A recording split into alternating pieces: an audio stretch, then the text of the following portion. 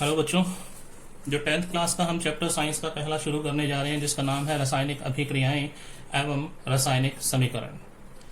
इस चैप्टर के अंदर जो सबसे पहली बात आएगी वो है रासायनिक अभिक्रिया की रासायनिक अभिक्रिया क्या होती है।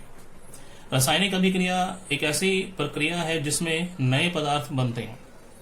नए पदार्थ बनेंगे तो वहां पर जो परिवर्तन आ रहा है उसे हम कहते हैं रासायनिक परिवर्तन आना।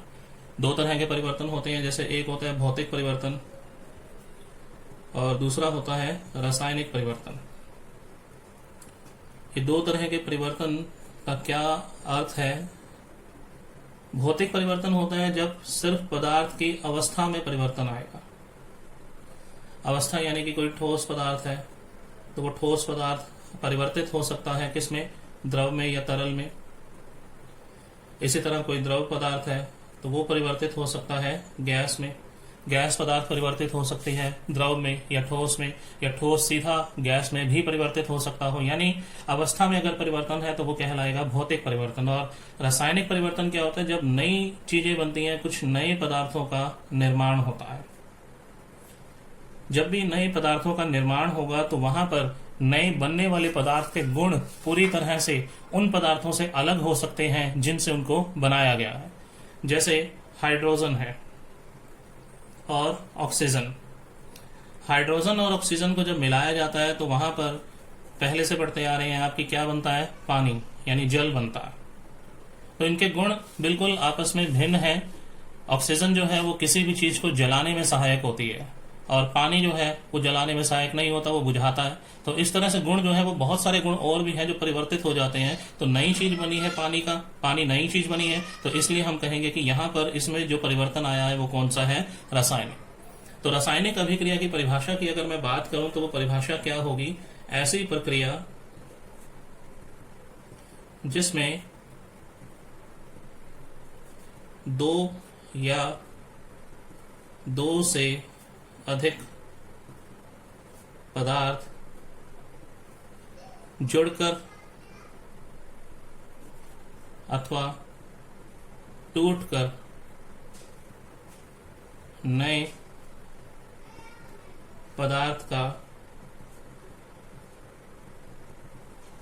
निर्माण होता हो उसे रासायनिक अभिक्रिया कहते हैं। ये इसकी परिभाषा होगी।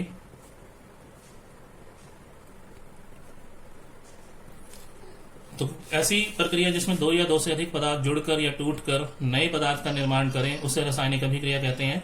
यहाँ ये बात ध्यान रखें कि जो नए पदार्थ बनेंगे वो भी एक या एक से ज्यादा हो सकते हैं। जैसे उदाहरण मैंने यहाँ लिखा है, ये एक तरह की रासायनिक अभिक्रिया है। हाइड्रोजन और ऑक्सीजन आपस में मिलकर क्या बनाते हैं, पानी बनाते हैं। अधिकतर जो रासायनिक अभिक्रियाएं हैं उनको पहचानने के लिए हमारे पास कुछ चीजें होती हैं जिनको हम वहां पर अगर चेक करें तो हमें पता चल जाता है कि किसी तरह की रासायनिक अभिक्रिया हुई है या नहीं हुई। तो वहां उस दौरान जब रासायनिक अभिक्रिया होगी तो कुछ प्रकार के परिवर्तन आ सकते हैं। उन परिवर्तनों को देखकर हम बता सकते हैं। जैसे पहला परिवर्तन जो है वो ये हो सकता है कि गंध में परिवर्तन, यानी किसी तरह की सुगंध या दुर्गंध वहां पर अगर उत्पन्न हो रही हो तो हम कहेंगे कि गंध में परिवर्तन हो रहा है। जैसे कई दिनों तक अगर हम जो हमारा भोजन है, खाना है, उसको खुले में रख दें तो खुले में रखने पर क्या होता है, वो बासी हो जाता है। बासी होने पर क्या होता है, उसमें से दुर्गंध आने लग जाती है और उस दुर्गंध की वजह से हम कह सकते हैं कि वहां पर किसी न किसी तरह का परिवर्तन आ रहा है। तो वो एक उदाहरण हो सकता है किसका, रासायनिक अभिक्रिया का। इसी तरह तापमान में परिवर्तन।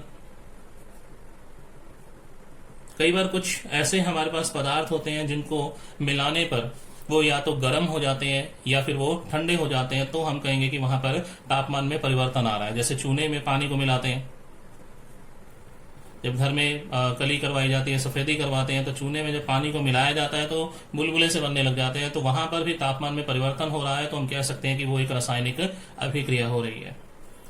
तीसरा, रंग में परिवर्तन।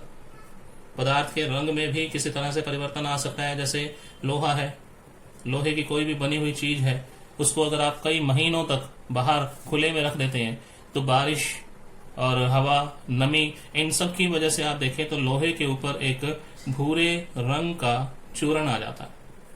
वो जो भूरे रंग का चूर्ण है वो पाउडर है जिसे हम कहते हैं जंग। जंग लग गया लोहे को, तो वो जंग लगना भी एक तरह की रासायनिक अभिक्रिया का उदाहरण है। फिर है गैस का उत्सर्जन, यानी गैस का निकलना। कई बार बहुत सारी अभिक्रियाएं होती हैं जिनमें गैस जो है वो निकलने लग जाती है, वहां पर बुलबुलों के रूप में हमें वहां से वो उस द्रव पदार्थ अगर है तो उसमें से बुलबुलों के रूप में गैस बाहर निकलती हुई हमें महसूस हो सकती है। तो हम कहेंगे कि वहां पर गैस उत्सर्जित हो रही है, नई चीज बन रही है, तो वहां पर भी जो अभिक्रिया है वो कौन सी कहलाएगी? रासायनिक अभिक्रिया। तो बहुत सारे ऐसे और भी उदाहरण हैं जिनमें इन 4 तरह के परिवर्तन अगर आपको नजर आ रहे हैं तो हो सकता है कि वो प्रक्रिया एक रासायनिक अभिक्रिया हो।